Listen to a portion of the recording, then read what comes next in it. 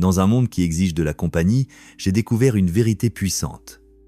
La solitude n'est pas un vide, c'est une toile vibrante qui révèle notre moi le plus authentique. Quelles révélations attendent dans votre propre silence ? Alors que je siégeais sur ma vieille véranda, regardant le soleil doré plonger sous l'horizon, je réfléchissais au parcours qui m'avait amené à cette étape solitaire mais satisfaisante de ma vie.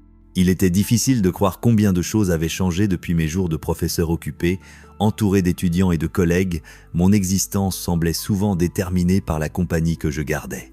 Le vide initial après le décès de Georges menaçait de m'engloutir. Pourtant, dans cette solitude brûlante, j'ai découvert un fil scintillant de liberté personnelle, une chance de reprendre ma vie en mes propres termes.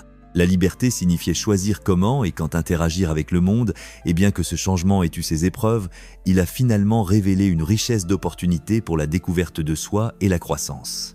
Dans la solitude, j'ai trouvé un rythme unique qui m'était propre, auparavant éclipsé par des interactions routinières. Chaque jour est devenu ma propre toile. J'ai recommencé à peindre, laissant les couleurs et les coups de pinceau refléter les émotions les plus proches de mon cœur, sans être filtré par des attentes extérieures. Je me suis immergé dans l'étreinte apaisante de la nature lors de longues promenades dans les bois, écoutant le doux bruissement des feuilles ou le chant lointain d'un merle.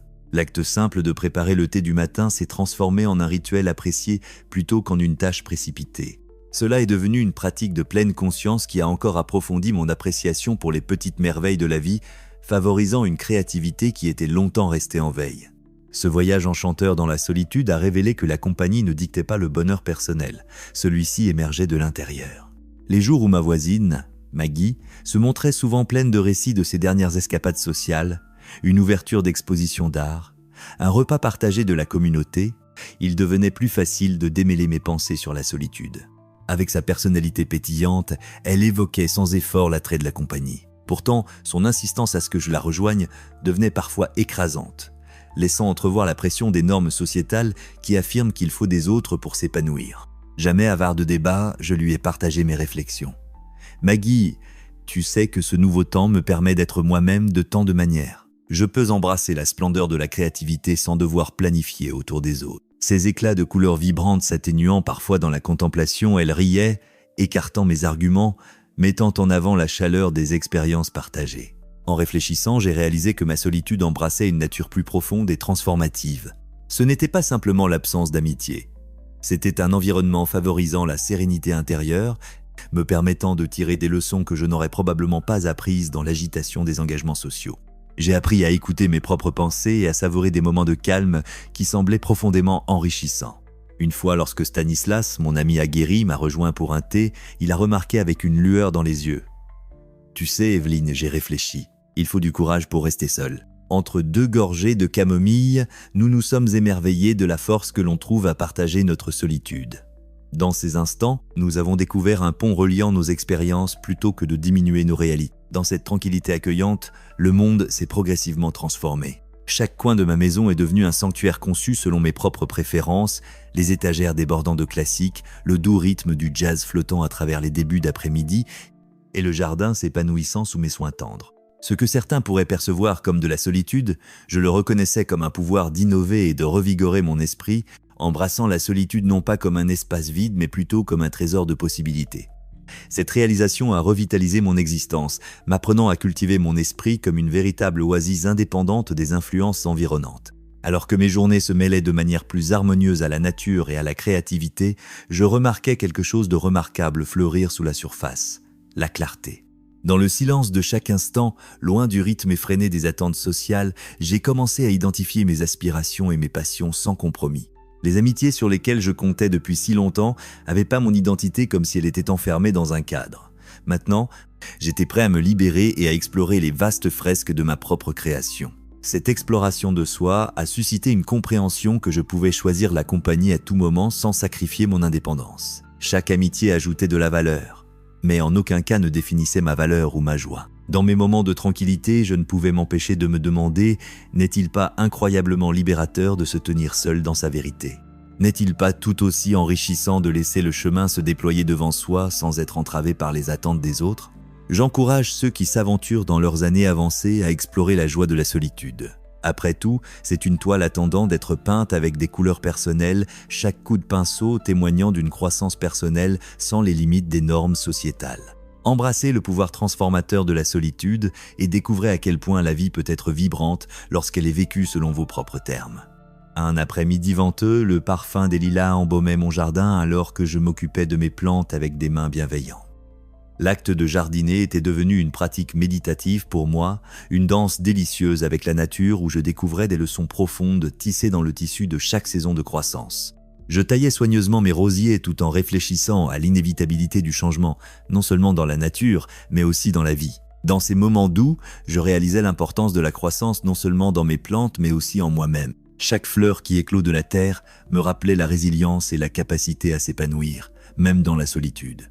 Ce cycle de semer et de récolter créait non seulement de la beauté autour de moi, mais favorisait également un profond sentiment d'épanouissement sans avoir besoin de validation des autres. À l'approche de l'été, la chaleur a éveillé une étincelle curieuse dans mon cœur. J'invitais souvent Stanley à prendre le thé l'après-midi dans le jardin, où nous échangions des couches d'introspection enveloppées de récits. « C'est libérateur, n'est-ce pas ?»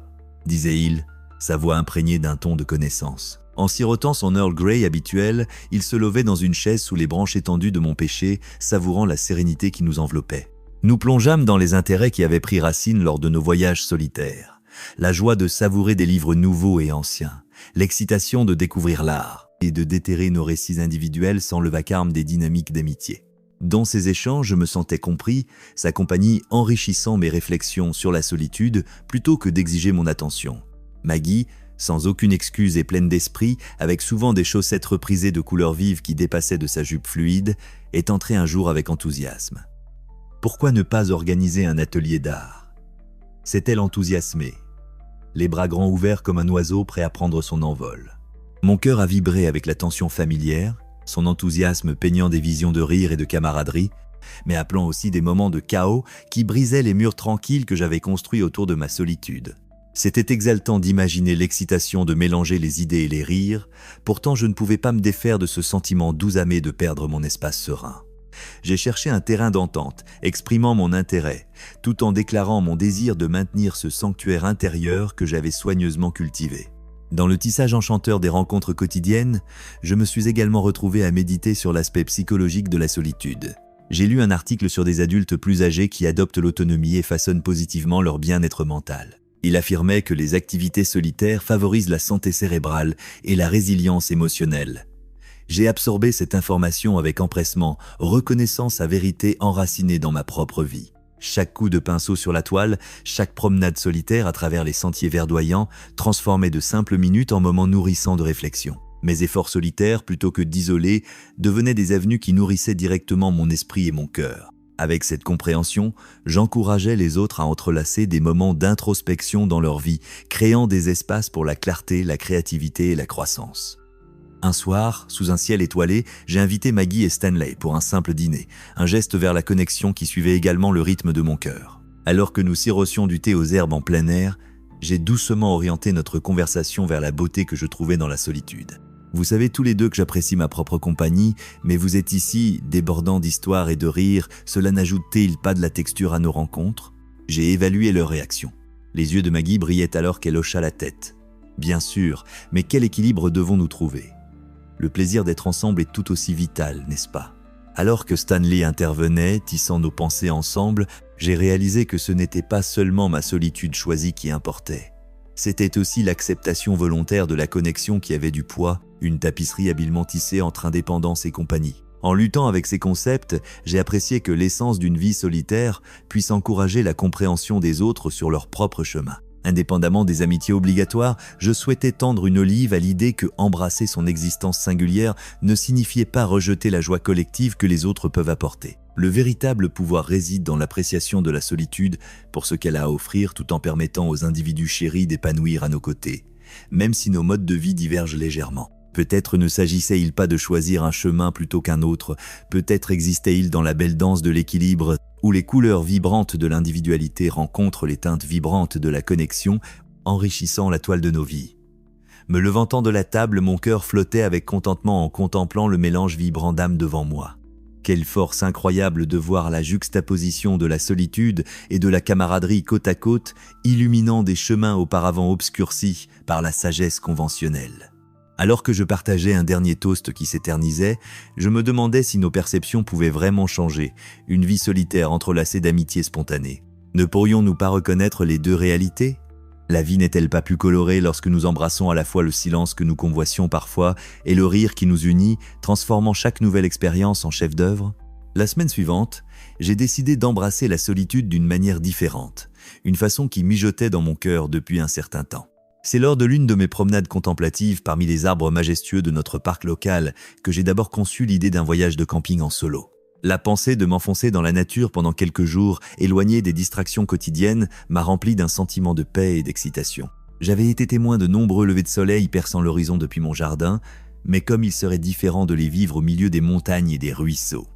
Ce voyage que j'imaginais n'était pas seulement une question de solitude, c'était aussi une occasion palpitante d'introspection et de pleine conscience, me permettant d'approfondir ma connexion avec moi-même et le monde qui m'entoure. Au fil des jours, je me suis préparé pour mon expédition avec une dévotion inébranlable. J'ai rassemblé des fournitures, poussées non par le besoin de luxe, mais par une vive curiosité pour la simplicité de la vie en plein air. Un sac de couchage confortable, une tente de qualité et des ustensiles de cuisine légers se blottissaient dans mon sac à dos, parfumé aux senteurs de pin. J'ai tracé des sentiers que j'étais impatient d'explorer, alimentés par un empressement enfantin. À chaque étape de ma préparation, je sentais une indépendance émotionnelle grandir en moi, renforçant l'idée que des liens sociaux moins nombreux peuvent en effet conduire à moins de drames dans nos vies. C'était libérateur de reprendre mon propre temps et mes intentions, sans entrave par les attentes des autres. Je comprenais que la solitude me permettrait de naviguer dans mes pensées sans interférence et de profiter du rythme simple de la vie que la wilderness offrait.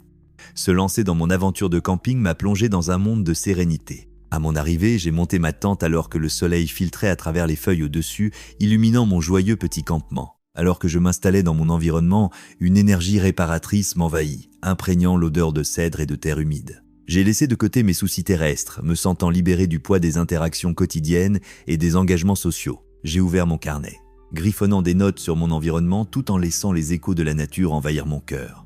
Chaque oiseau chantant, chaque feuille bruissante et chaque ruisseau murmure s'harmonisaient en une symphonie qui approfondissait ma réflexion intérieure et ma conscience. Un moment poignant s'est cristallisé au cours de cette expédition. Alors que le soleil se couchait derrière les montagnes, projetant des rayons dorés, je serrais mes mains autour d'une tasse chaude de tisane, observant les teintes crépusculaires.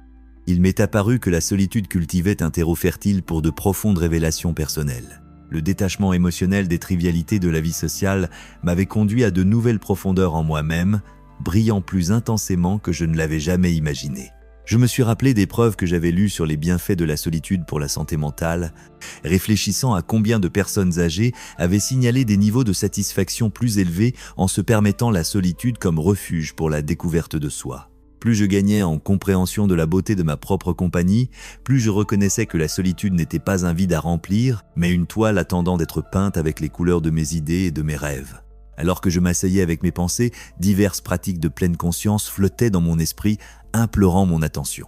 Il m'a frappé que les moments de contemplation se propagent souvent à l'extérieur, invitant le cœur à réfléchir à ses désirs. Des exercices de respiration, tels que l'inhalation des fragrances des fleurs entourant mon site, favorisaient un rythme doux, cultivant la tranquillité.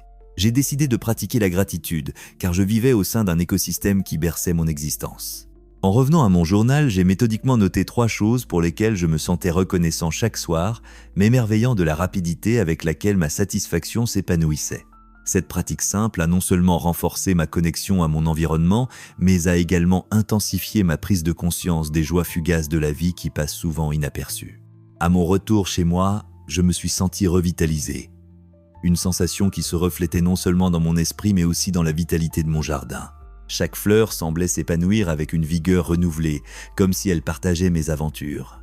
Je me suis rapidement réinstallé dans ma routine, infusant mes séances de jardinage avec l'énergie et l'enthousiasme que j'avais cultivés lors de mon voyage. Stanley venait souvent prendre le thé, et un jour il a remarqué mon entrain et m'a demandé si j'avais trouvé ce que je cherchais pendant ma retraite en solo. Avec un sourire complice, j'ai raconté des histoires de matins méditatifs et de nuits cristallines où le silence chantait tout ce dont j'avais besoin d'entendre. Il y avait une lueur dans ses yeux, alors que je décrivais comment cette solitude avait dissipé le stress de ma vie, favorisant une clarté que je n'avais pas anticipée, mais que j'avais accueillie de tout cœur. Mon cœur débordant d'une réflexion impatiente, je me suis demandé comment partager ces idées pourrait éclairer les perspectives d'autres personnes qui pourraient également envisager un voyage dans la solitude pour la découverte de soi. Chaque conversation avec Stanley alimentait ma détermination à encourager l'indépendance à travers des histoires, peut-être en établissant même une communauté pour ceux qui recherchaient l'essence de l'exploration à travers une solitude réfléchie. Il m'est venu à l'esprit que, bien que j'ai embrassé les joies de la vie solitaire, favoriser des connexions à travers des expériences partagées apporte de la couleur à ma vie, tout comme des morceaux vibrants cousus sur une couverture. Pourrais-je inviter d'autres à embrasser leur propre voyage solitaire tout en formant une communauté qui valorise l'autonomie autant que la camaraderie? L'idée a allumé une flamme d'espoir. Une flamme qui enveloppait le tissu de la solitude, de la connexion et de l'acceptation de soi dans une tapisserie éblouissante, attendant d'être déployée. Comme nos vies peuvent être magnifiquement entrelacées lorsque nous embrasons à la fois le calme de la solitude et la chaleur de la camaraderie. Encouragé par mon expérience transformative de camping en solo, j'ai commencé à explorer des moyens de partager ces idées avec d'autres qui pourraient se sentir isolés, même au milieu de l'environnement animé qui nous entoure. La chaleur de la compagnie de Stanley et son esprit vibrant m'ont fait réaliser que si les amitiés apportaient de la joie, embrasser la solitude pouvait souvent insuffler une nouvelle vie dans nos quêtes de découverte de soi. Peut-être pourrais-je créer un cercle, un rassemblement non nécessairement axé sur l'amitié au sens traditionnel, mais plutôt une célébration de l'indépendance et de la croissance personnelle, où chaque individu pourrait venir réfléchir sur ses parcours solitaires et la plénitude qu'il pourrait cultiver en lui-même. Cela ressemblait à une vision puissante qui se déployait, un phare qui pourrait éclairer le chemin des autres, les guidant vers les joies de l'indépendance, tout en créant tout de même une opportunité de connexion à travers nos expériences partagées. Inspiré, j'ai décidé d'inviter quelques voisins sélectionnés à un rassemblement informel dans mon jardin, un espace nourrissant déjà rempli de fleurs naissantes qui semblaient s'épanouir à la fois à la lumière du soleil et dans la solitude. Alors que je préparais ce rassemblement, j'imaginais une table ornée de fines herbes et de fleurs cueillies directement dans mon jardin, nichée parmi des plateaux de tisane servis avec des scones faits maison. Maggie, toujours pleine d'esprit et colorée, déclara que ce serait une tournure excitante pour nos interactions sociales habituelles. Elle m'encouragea à souligner le thème du soin de soi, tout en recherchant la paix qui vient de la solitude. Je remarquai comment sa connexion aux couleurs vibrantes et aux textures de la terre offrait le parfait contraste avec mes tons plus calmes d'introspection. Nous nous complétions bien dans nos approches différentes de la vie. Le jour de la rencontre, l'air était chargé d'excitation alors que les invités arrivaient, chacun apportant son énergie unique. Nous avons partagé des rires et des histoires sous le doux soleil, permettant à l'arôme des fleurs en pleine floraison de nous envelopper.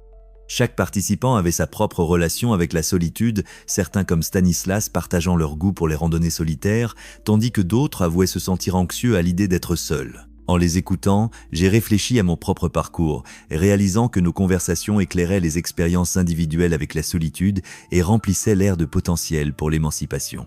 Il m'est apparu qu'ensemble, nous créions une tapisserie à partir des fils de nos diverses narrations. Cette expérience ne servait pas seulement à contraster la solitude et la compagnie, mais plutôt à mettre en lumière à quel point ces deux aspects pouvaient être magnifiquement entrelacés pour enrichir nos vies. Alors que nous sirocions nos thés, j'ai partagé l'histoire captivante de mon aventure en camping, comment la nature avait été à la fois un terrain de jeu et un refuge pour mon cœur et mon esprit. Il était revigorant de voir le changement de perspective parmi mes auditeurs. Leur curiosité sur la solitude a enflammé une motivation en moi. Une voisine, Glenda, a commenté à quel point elle se sentait souvent débordée lors des rassemblements sociaux et pourrait bénéficier d'apprendre à se connecter à elle-même à un niveau plus profond. Cela a ouvert la porte à un fil de conversation où nous avons partagé des conseils et des outils pour cultiver une vie joyeuse en solitaire. J'ai suggéré des pratiques de pleine conscience, des exercices de respiration et le simple acte d'écrire dans un journal qui s'était révélé inestimable au cours de mon voyage. À travers ces discussions, j'ai compris que chacun de nous avait ses propres méthodes pour nous ancrer, mais ce qui importait, c'était la volonté d'explorer ces voies de nouveau. Au milieu de cet échange de pensées, j'ai observé un changement tangible parmi mes compagnons, qui ont commencé à voir la solitude non pas comme un vide à craindre, mais comme un terreau fertile pour cultiver leur sanctuaire intérieur. La peur qui planait auparavant sur la solitude semblait se dissoudre dans l'air rempli de rires et d'histoires de jardinage, signalant que la joie pouvait s'épanouir même dans les moments les plus calmes passés seuls. J'ai ressenti un sentiment écrasant d'espoir monter en moi, sachant qu'en facilitant ces conversations, je nourrissais des graines d'autonomisation qui pouvaient fleurir en nouvelles identités vibrantes pour chaque personne présente. Mon cœur s'est gonflé en les voyant embrasser la solitude plutôt que de lui résister, réalisant que nous avons tous le pouvoir de rester ancrés tout en nous, ouvrant à la beauté de la vie en dehors de nos foyers. Alors que le crépuscule nous enveloppait, les rayons dorés du soleil commençaient à s'enfoncer à l'horizon, projetant une lueur chaleureuse qui reflétait le changement émotionnel au sein de notre rassemblement. Les réflexions partagées parmi le groupe semblaient plus riches et plus poignantes, alors qu'ils commençaient à reconnaître la beauté que l'on trouve tant dans la solitude que dans la compagnie. J'ai proposé l'idée de poursuivre nos discussions dans un groupe dédié. Un groupe qui se réunirait régulièrement pour explorer les thèmes de l'acceptation de soi et de l'introspection plus profonde. L'opportunité a suscité de l'excitation parmi mes voisins, et à ce moment-là, il est devenu évident que la solitude ne doit pas être isolante, elle peut ouvrir des portes à des amitiés inattendues qui célèbrent à la fois l'indépendance et la communauté. Plus tard dans la soirée, alors que je rangeais mon jardin et me préparais à me retirer à l'intérieur, je ressentais un profond sentiment d'accomplissement m'envahir. La rencontre avait porté ses fruits de manière plus inattendue que je ne l'aurais imaginé. Elle servait de toile de fond à de nouvelles aventures qui promettaient de nourrir l'esprit tout en tissant des liens résonnants d'authenticité.